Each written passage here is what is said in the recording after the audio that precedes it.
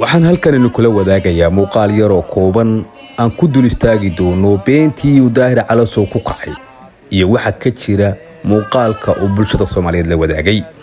Daahir ayaa in muddo ah wuxuu ku jiray rafasho iyo walwal iyo cabsi isagoo muuqaaladiisa ugu dambeeyayna laga dheehan karay murugada haysa inta ay leegtahay. laakiin muuqaalkani wuxuu ahaa mid soo bandhigay waxyaalo fara badan iyo Daahir aqoon darradiisa iyo jahliga halka uu ka joogo. waxa marka hore ku horeyn doonaa maxay ka qabtaa diinta islaamku inay been qofkan gaara u sheego. beentu ma fiicna shay xun weeye aqliga saliimka ayaana lagu ogaan karaa intaadan sharciga ilaahay kaba ogaanin.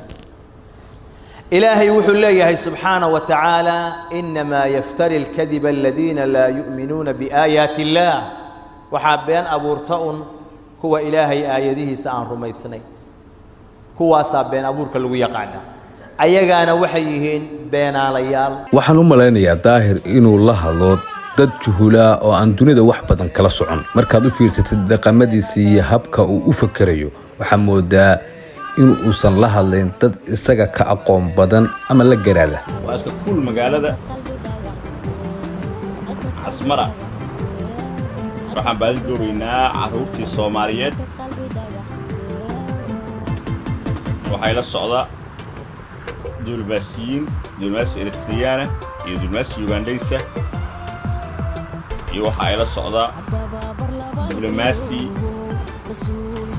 مستقانا دولة هذا كالبيت يوروبيان كاه أفرتها صنعي مركا عشان تقاسيك شغلتهم إن شاء الله مركا وحاوي والواحد رادين إن عرورتي قول بينو تشوف نادها قول الله أساس كنا إنك استولي هنيجا ماشي أنا هستوى كل جتلي هذا مركا في الشباب عورتها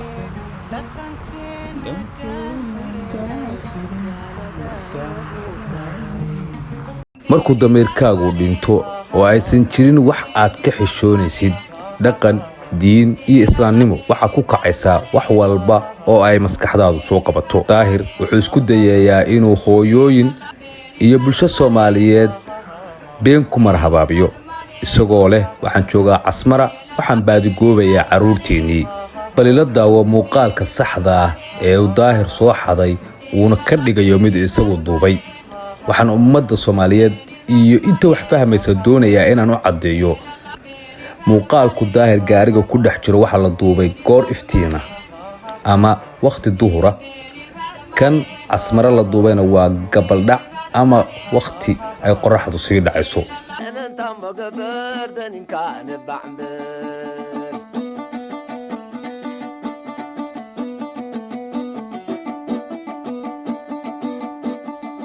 سد القلق يا نمبر كانوا لك يا ستخي وشهي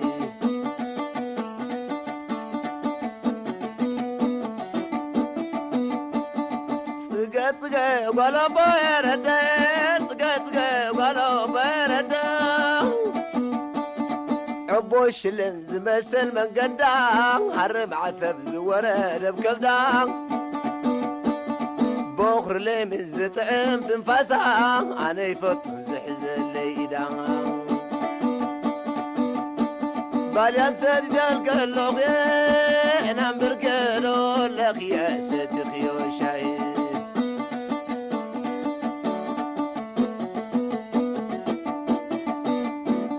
سريد القلق يا نعم بركلو لك يا صدقي وشايد